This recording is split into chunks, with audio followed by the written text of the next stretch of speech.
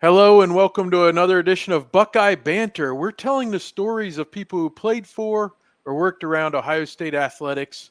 And today I'm really thrilled to bring in, he's a national champion, former linebacker at Ohio State, Curtis Grant. Thanks, Curtis, for stopping by. Hey, Seth, thanks for having me today. Well, hey, I want to get into what pure green is down there on High Street. We'll talk about that here in a little bit. But Okay. first off, I want to just tell your story a little bit. You were a Parade All-American, USA Today, All USA. You played in the U.S. Army All-American Bowl, and you're from the Richmond, Virginia area. Mhm. How you end up at Ohio State? Well, a little bit of a short story, not a long story. Well, originally I was going to Florida Gators. I wanted to commit to be a Gator. And then Urban had resigned, and I'll never forget the day. My mom, she called me while I was in class. My mom never calls me, and she says, "Urban's leaving." I said, "Well, that's not true." She's like, "Look, it's breaking news." So I get online and see that Coach Meyer's leaving um, Florida, and then that opened up my recruitment. I probably was going to commit to Florida. Probably a little week later, I was going to probably be an earlier commit than signing day. So that opened up my career and with my recruitment again. And then I started looking at other schools because I saw what Coach Meyer was doing at Florida, and I had wanted to be a part of it. I wanted to be a part of a dominant program, and I wanted to compete at a high level. And so after that, Coach Tress, I ended up meeting Coach Tress and Coach Fickle, and it was history after that. I had to tell my guy because in recruiting, my guy was DJ Durkin, Mm. and it hurt me to this day. I'll never forget. I was in front of the Gold's Gym, and I had to call coach and say, "Hey, man, I think I'm gonna go another way, man. I don't think Florida's the right place for me anymore." And then I started talking to Coach Tress. Coach Tress actually came to my house for a home visit, and after that, the rest was history. So obviously, Coach Fickle, he was really good at being representing Ohio State. He played for the school. He was position coach there, and then Coach Mhm. Dressel. Certainly, it speaks for himself. He had a great career as well. Was there a specific thing that impressed you the most about the recruitment, as far as like either or Tressel or Fickle? I think the whole thing, man, is the Tress effect. I mean, it's just how who Tress is. He's Mm-hmm. just a laid back guy. I didn't get a chance to get coached by him, but just his presence of being around, you could just feel. I'm an energy person, man. Tress always had great energy. I mean, if you even look at what he's doing now, I mean, look at all the players who went back. I think he's what is he now? He got Lieutenant Governor. the governor. Yeah, okay. I thought that's what it was, but I didn't want to speak on something I really didn't know about. I just saw the clips of it, and you just see how many players that along the way that he's coached to go up there and just show up for Coach Tress. So that's a big testament for him for who he is and the character and how he carries himself as a man. Well, but you put yourself in a tough position then, because Coach Meyer was the guy you wanted to commit to, and Hmm. he resigned, and Hmm. then Coach Tressel is the guy you did commit to, and now he's not going to be there. Hmm. How difficult was that? And I guess where were you in the process? Because 2011 would have been your freshman year, and he was let go around Memorial Day, that end of May, beginning of June. Were you already on campus? What was your situation like then? Well, I mean, I'd already committed, and back then, you can just transfer or sit out or do what you wanted to do. To us as athletes, we were kind of stuck. I mean, we already knew once Coach Tresh had gotten fired, and after the season of we went 6-7, we already knew who the next guy was going to be. Mhm.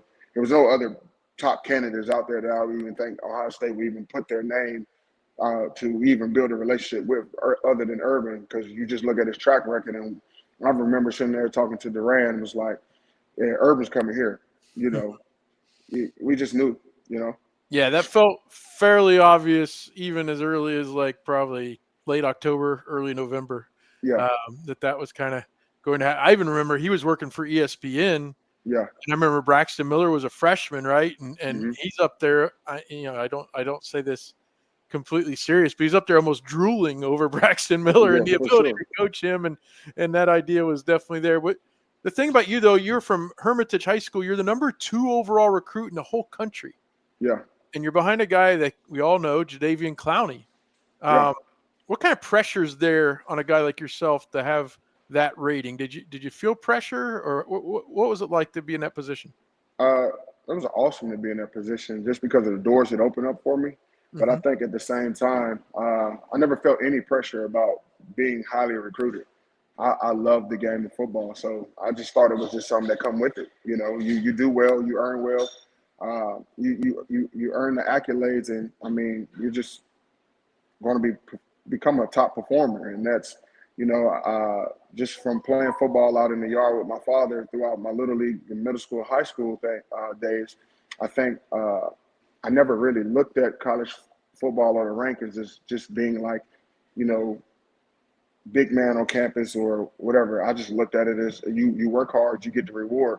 I just remember just watching some of the top players in my area, the Army game. That was the big thing before the Under Armour game came out. And I told my mom, I'll never forget just standing in front of the TV like, hey, mom, that's going to be me one day. And I just never stopped working.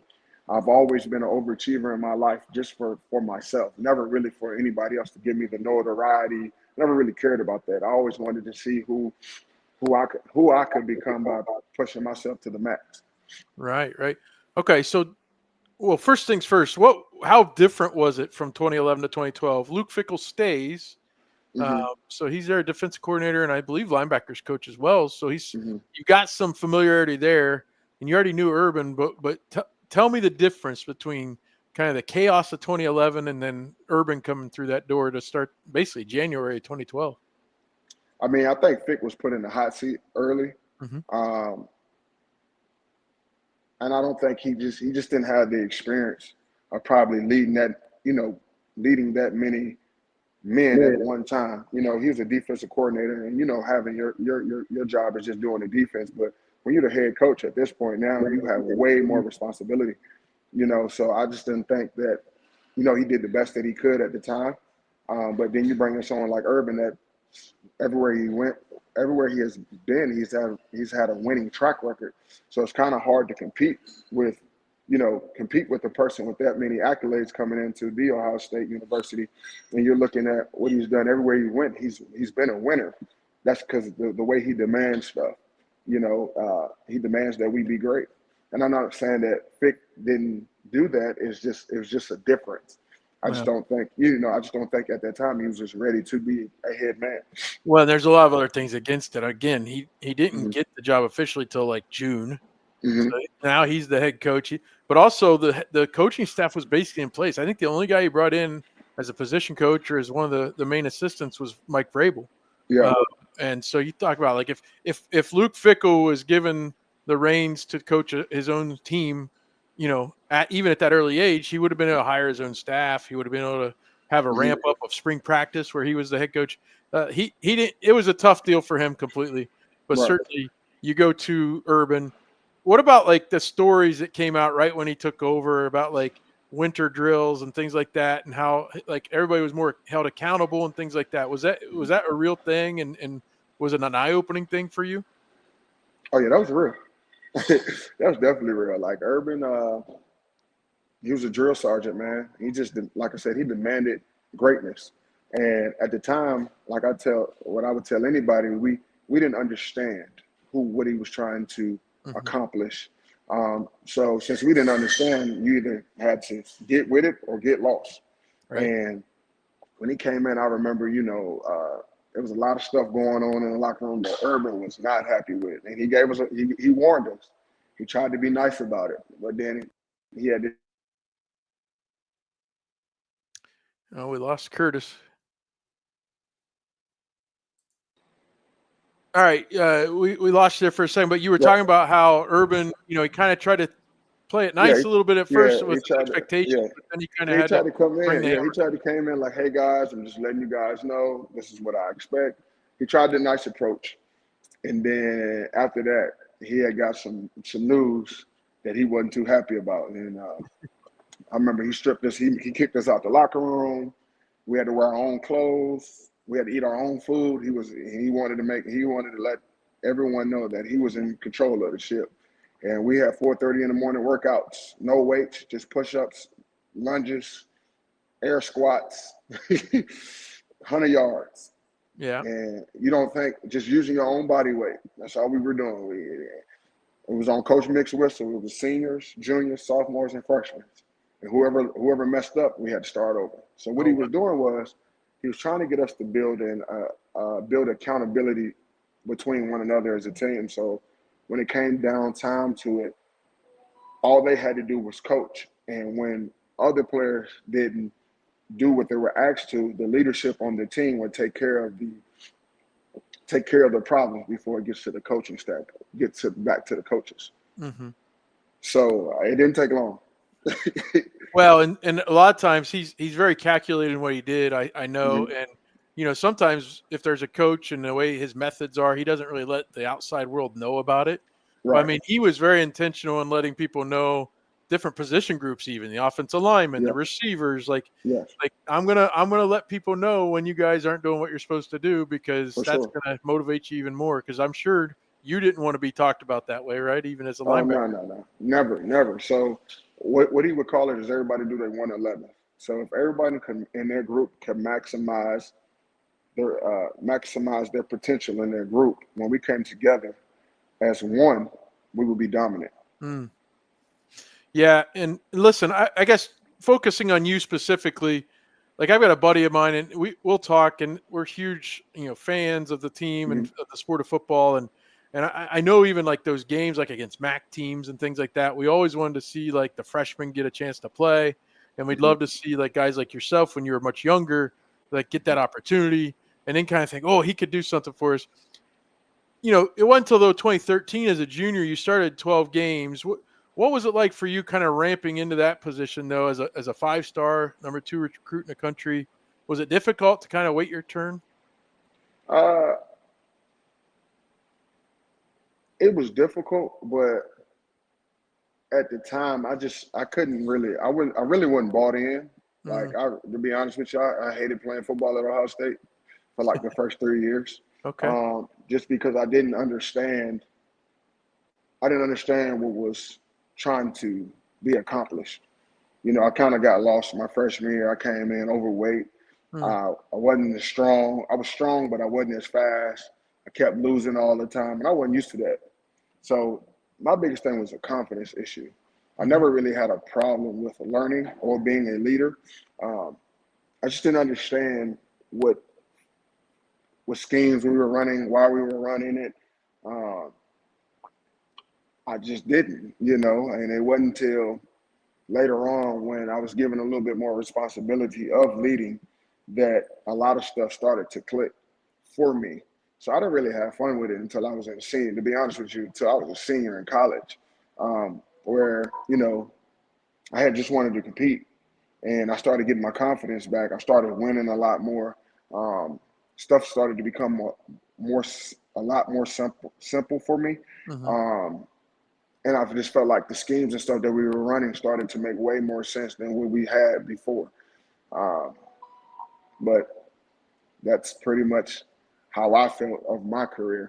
Well, and I think that's a good reminder for those of us out here who look at the Mhm, star ratings or think of the recruiting classes and things like that. mhm. And it's almost like some people like they look at guys like you as robots, almost like, well, Yeah, he's going to come in and do this, and this, and he's going to go off the NFL after 3 years. It's like, I guess, a good reminder that A, you're human, and B, even the best athletes, sometimes it requires maybe a little extra effort or a little extra focus and things like that. but you also got to understand too when you're a 5-star, coaches aren't really looking to really develop you when you get Mm, here. okay. They expect you to be ready to go, Yeah. and I think that's what's the disconnect. So, well, I didn't understand this until I became an adult and started watching football. It's like, well, this room is full of 5-stars. Like, I'm gonna play the best 5-star because it's just a business thing. Like, I don't have time to work with you 24/7 because I'm on the road. I'm Mm, thinking of new schemes. I got to watch film. Like, I need you to take some accountability and be able to work on your own skills and do some stuff like that. Because, I mean, some coaches do have the time to develop guys, but let's be honest, you're recruiting 365. that's right. You're watching film. You got to figure out how to get better. You got to figure out what hurt you last year. You got to figure out what schemes you're going to run this year with the package. Because just because you had 330 pounders in this year, you might not have recruited another 330 pound guys. These guys might be smaller guys now. We might have to go back to solo gap defense. You know, they might not be able to take up three gaps at one point. So yeah, that's the stuff that I didn't understand. Yeah. But when Coach Ash came in, his simple, he had the stem. We started running a lot more stuff than what the players wanted to run instead of what the coaches thought, and we became a lot better than what we would have been of coaches throwing stuff at the board and hoping it sticks. So this past year, Ohio State obviously won the national title. Mm-hmm. And it was, I think, between the semifinal and the championship game that Ryan Day said something. And honestly, it reminded me of you. And I'm so excited to talk to you about this. He said that the story gets to be told if and when we win this last game. Mm-hmm. And there's so many stories about that 2014 season and team, obviously, with the quarterback situation, with the injuries. Costa Cara George, certainly, sadly, there's a story there. But Mm-hmm. for you, again, hey, this is going to be your year. You're going to be unleashed. But all of a sudden, there's this other 5-star named Raekwon McMillan.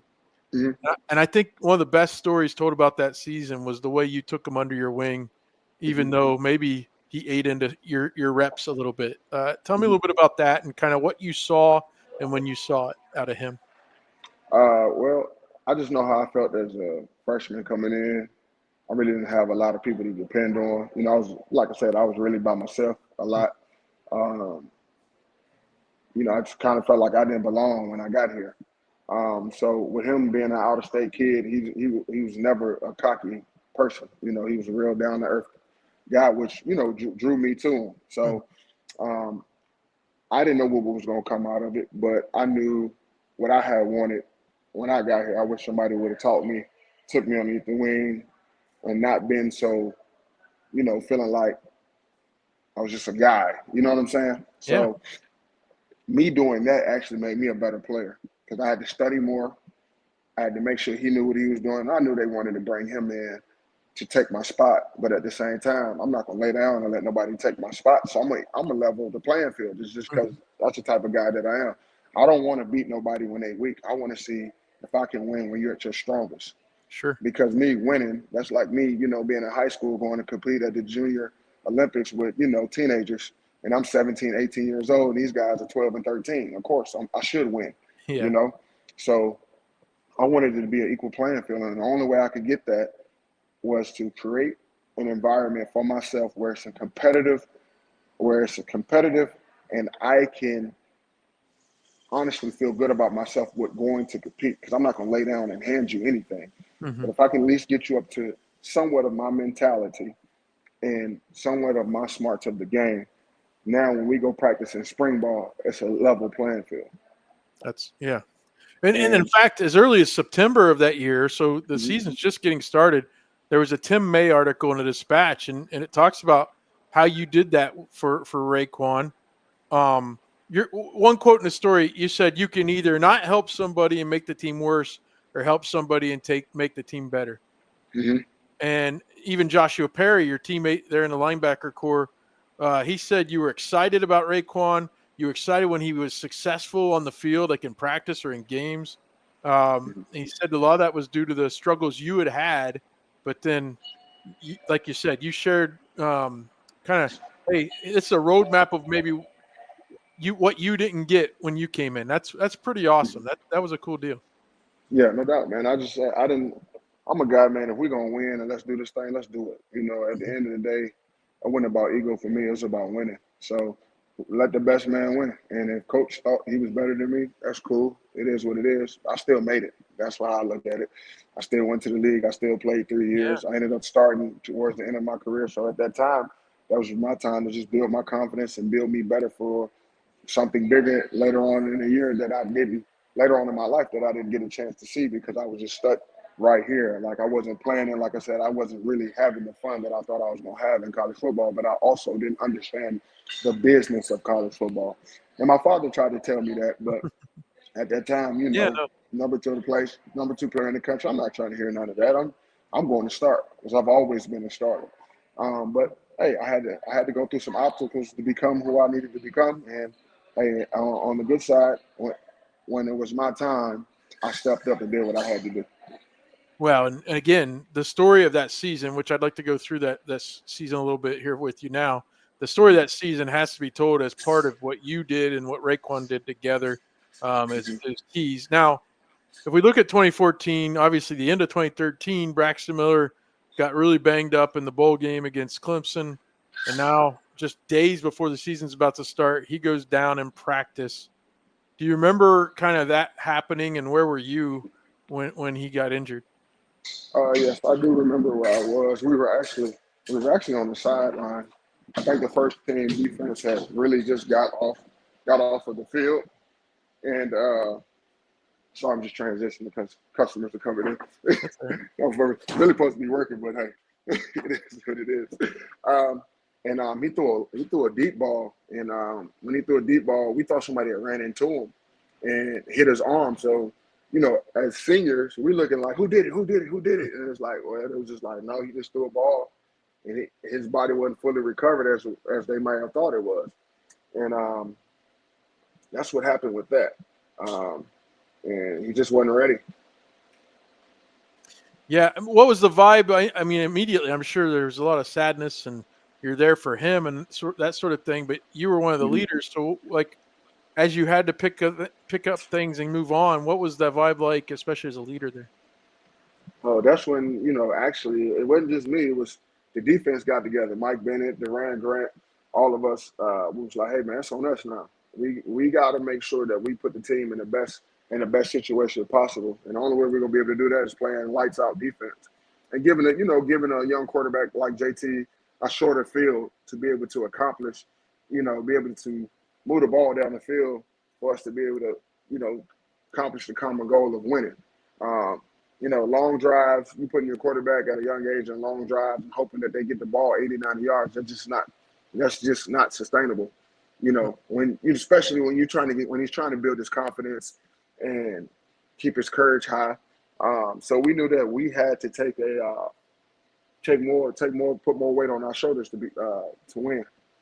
You talk about leadership too. JT Barrett seemingly possessed that trait, right? Almost immediately. And I know, I guess you won it against Navy in Baltimore, picked up the win in the first game, but then right away Virginia Tech came calling, and that was just a rough night all around. How difficult was that game? And then also, this past year's team lost that team up north the way they did.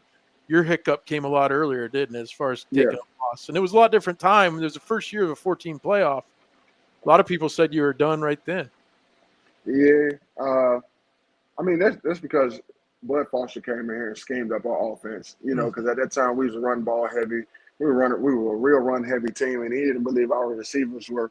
Let me tell you what it is. He didn't believe our receivers were as good as they were, and he didn't think our offensive line could block.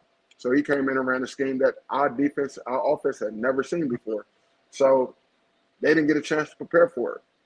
I mean, he pulled out the magic wand, and whoop-de-doo, But that prepared us for all the other teams throughout the rest of the season that thought they were going to come in and do the same thing. So they gave us the ability to see where our weaknesses was early in the season instead of being exposed later in the season. Because if we would have lost in Big Ten play, we wouldn't have been national champions.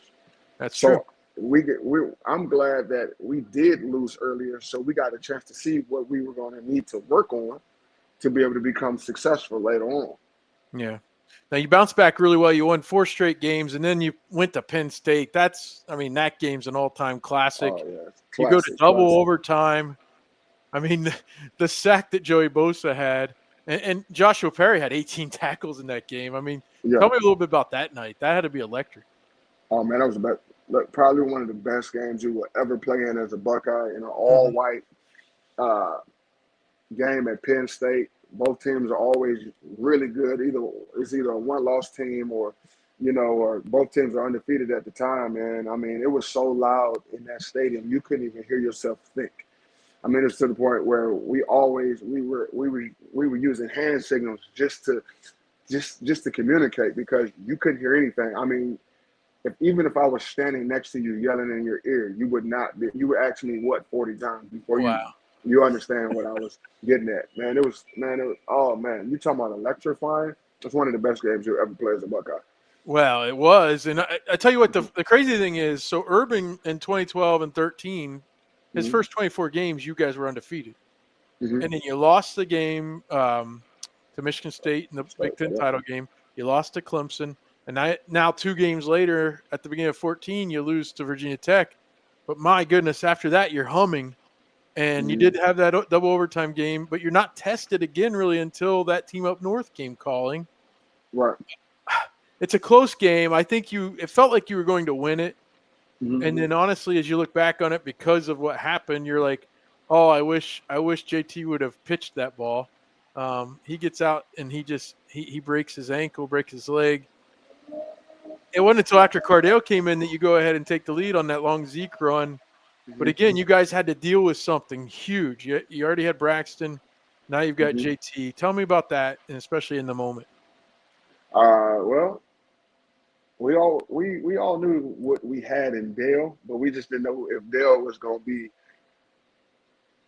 it. We all knew that Dale could throw the ball 65, 70 yards without Yeah. dropping back. We knew he had a cannon. We knew he was a 6'5", 6'6", big body quarterback, but he hadn't had reps. He had been playing scout team this whole time at Ohio State. He never got reps. Mm-hmm. But I didn't know Dale was. I knew he was good, but I didn't know he was going to come in and do that. I just didn't because he never really got a chance to show his talents. You only go off of what you see as an athlete. You Sure. know, Well, his famous especially at thing was the practice. tweet, right? All he'd ever Yeah, had that's really at yeah, Ohio State was the tweet that everybody knew him yeah, the about. And tweet. Right. he didn't have to do a whole lot there in that game to close out the regular season, but you go over Indianapolis, and it's basically take me through this because did Urban, did all the coaches, did they basically tell you have to destroy this Wisconsin team if you want to make the playoff? Was that ever talked about? No, we just knew we was going to beat the hell out of Wisconsin. It was just something. It was one of those nights where when you look at everybody, you knew something was going to happen. Like, it was just one of those nights. This was just like everybody looking around the locker room at each other, and it was like, we're about to make an example out of you. Now, I didn't know offense was going to come out and do that, Yeah. but I knew Melvin go. Hey, look, I only can tell you about the defense side. I didn't know Coach Tom Herman was going to dial it up the way he was dialing it up, but I knew for a fact that we weren't going to let Melvin Gordon run the ball, and we knew Oh no. Wisconsin. They didn't. All they had was Melvin Gordon. Sure. They get in those big sets, 22 personnel, 23 personnel, and they just want to run inside, lead zone and power plays and counters, and that was like it. Y'all gonna have to come a lot harder than that if y'all think y'all gonna get Melvin over 100 yards. And by us stopping them, it just gave the offense, the field position that they needed. And then you think, like I told you, it doesn't take Cardale much to throw the ball 65 yards, and then you got a receiver that runs 4.4 and jumps out of the gym, and Devin Smith. I mean, what can Yeah. you say at that point? And then you Well, got a no. running back that gets in the game that's always, man, Zeke has always had that. I mean, he used to be on scout team, and we used to hate practice against Zeke because he always just everything he did, he won 110. Right. When even the stories came out that Urban had told Cardale never to throw in the middle of the field, it was almost like a conservative yet like risk-taking plan because he was throwing it down the field like crazy and it was working. But he was like, "Don't throw it in the middle of the field." And I remember the story about one of the plays. He did it and he ran straight to Urban. It was like, "I'm sorry, coach. I'm sorry." I mean, and in the game, I mean, certainly you had defensive plays as well, but 59-0. Like it was everything this team needed to say, Mm-hmm. how dare you not even think about putting us in the playoff? We're in, Yeah, right? for sure, for sure. Just like I said, Dale. If you know Dale gonna do what he want to do, and he's confident in his arm. Mhm. It's just he's very smart, very intelligent guy, man. Very smart and very intelligent. So, knowing Dale, he just apologized just to say it, but Dale was gonna do what he wanted to No, do. he had confidence in where he was trying to Yeah. throw it. Mm-hmm. Well, it carries over to the semifinal against number 1 seed Alabama because even though they had that tape, I wonder if Nick Saban didn't think that Ohio State would venture away from like the Urban Meyer offense, the Mm-hmm. option, the way JT ran it, the way Braxton had run it, and Mm-hmm. yet they were able to get the ball down the field. But also then Cardale did truck a few guys, while running the ball as well in that Yeah, Alabama game. yeah. Yeah, he definitely did. I mean, he made a statement. I think that Alabama thought they was going to come in and manhandle us because they were a lot bigger than us. But at the same time, we were smaller, but we packed a punch too. Though that's the thing. We had just as much speed or more speed than what they had, for sure. Mm. And our guys, the program that Mick ran, our guys are super strong. We're a Yeah. lot more leaner. We're a lot more we have a lot more durability, and it showed. It showed. I mean, because just because they were bigger, that didn't mean anything. We were showing up, making good plays, making well, not good plays, great plays. Oh yeah.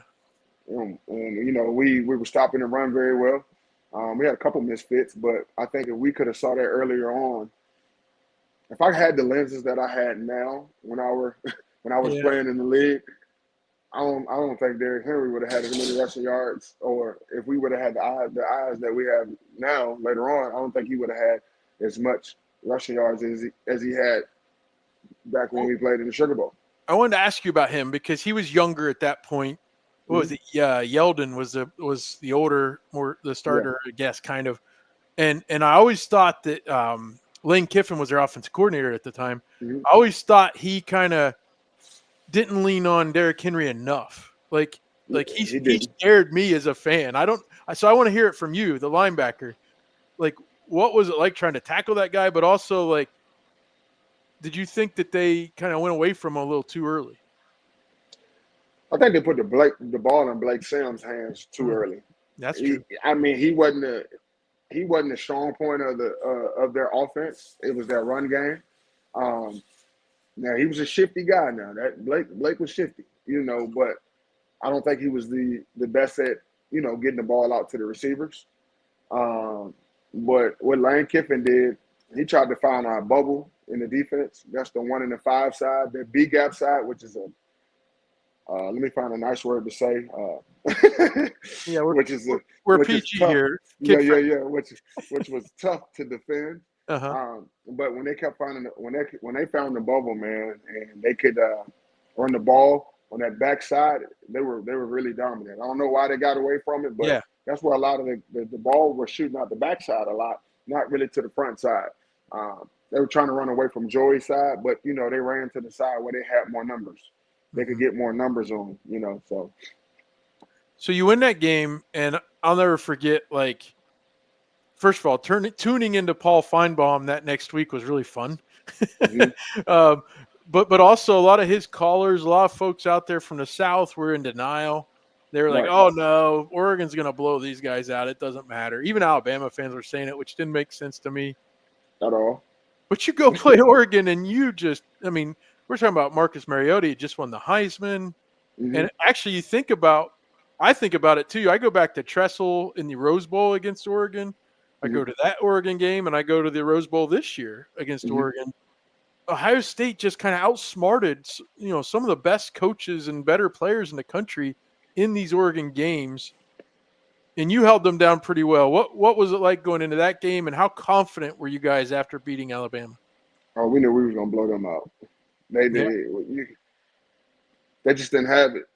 I hate to say it like that, but after playing Alabama and playing that physical game, there's no Oregon hadn't played nobody as physical as us. And then you got really the national yeah. championship was really us versus Bama. I'm gonna say it in a very cocky way. That's just what it Mhm. was.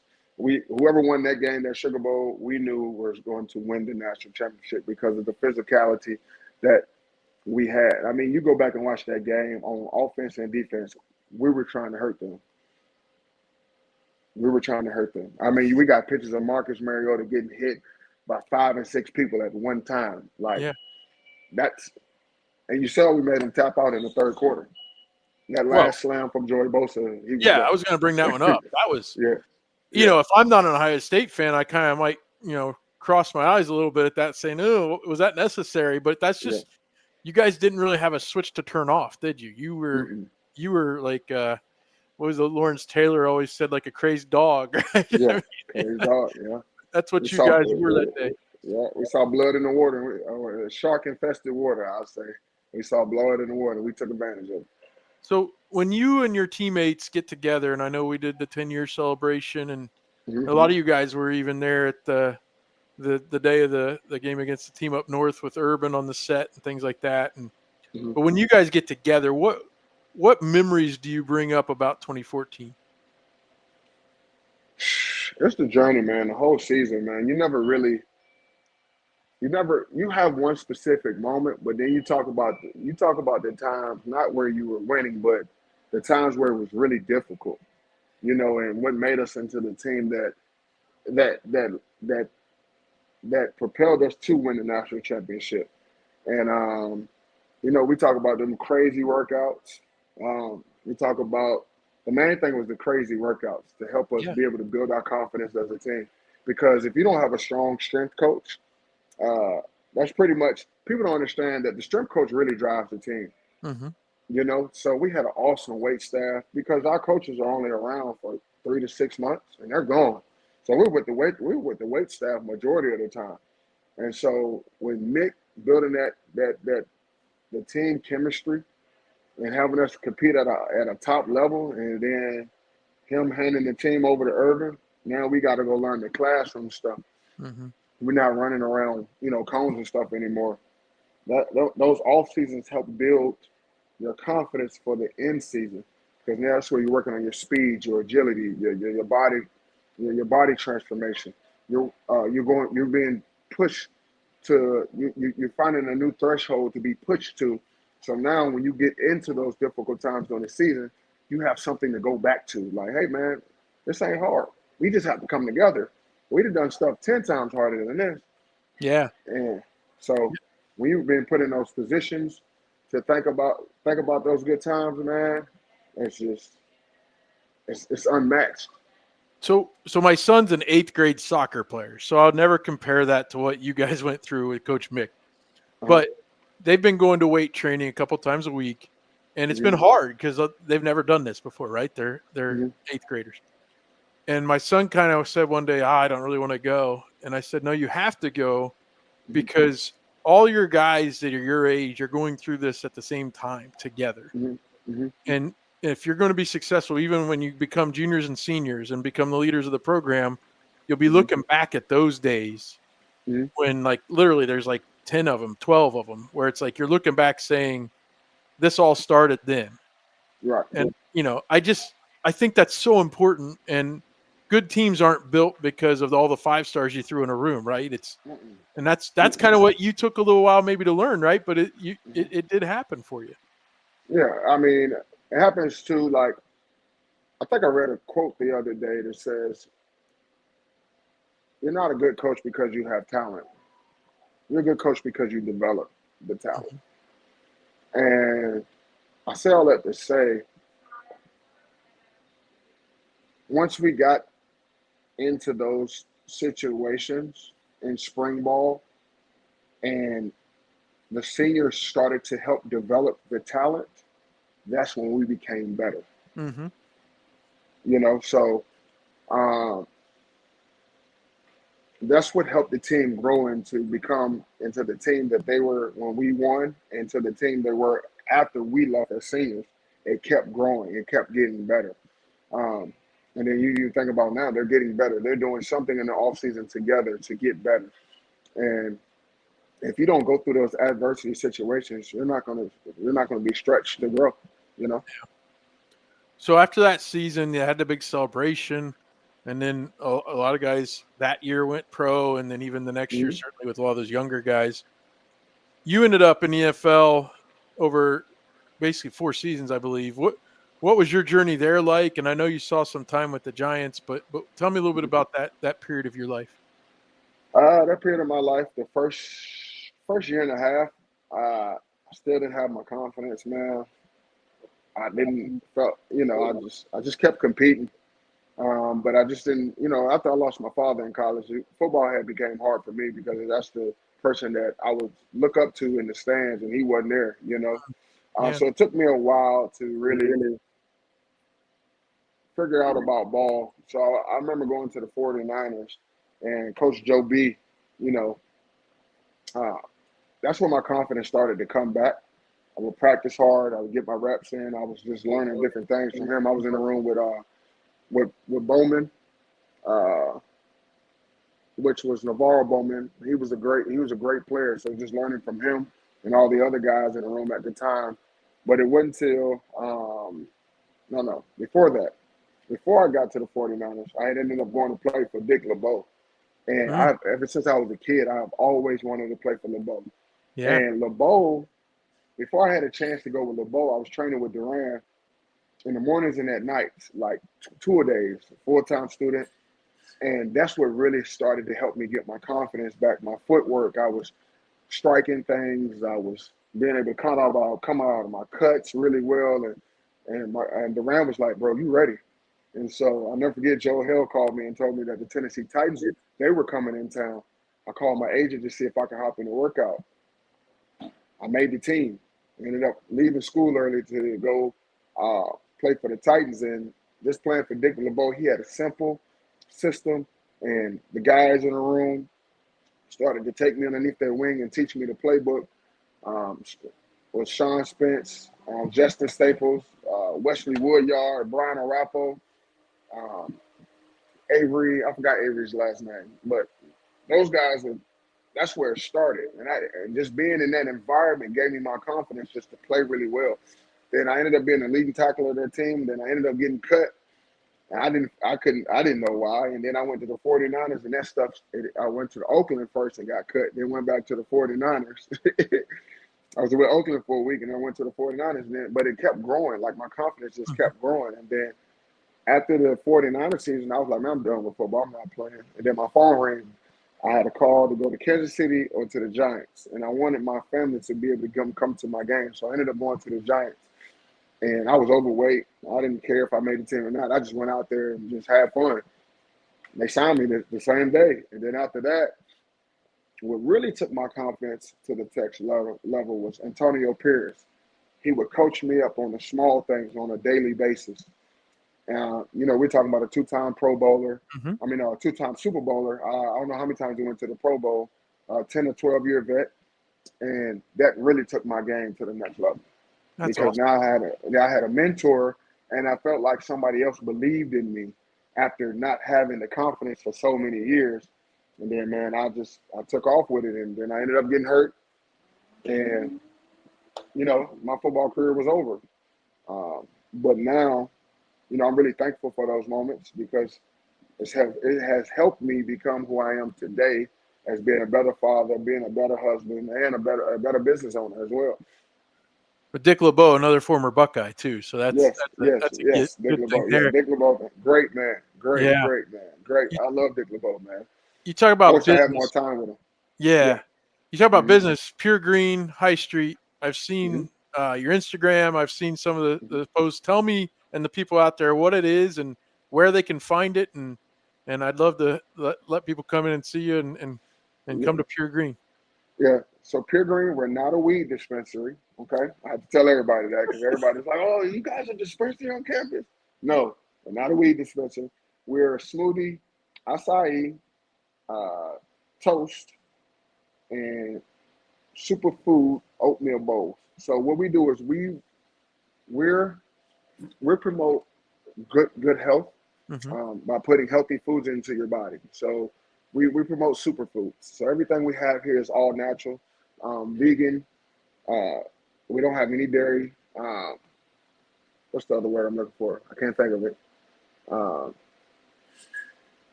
yeah, pretty much everything here is all natural. Everything here is all natural. Oh, we're gluten free. Okay. Um, so we can, yeah, man. I get so excited talking about our loose thoughts because I get to do. My wife and I we're really excited about the business because we get to do the things that we love and it's help people and promote another way of eating and to bring a healthier lifestyle for longer longevity. So everything we do here is to increase blood flow and Mm-hmm. to promote great gut health.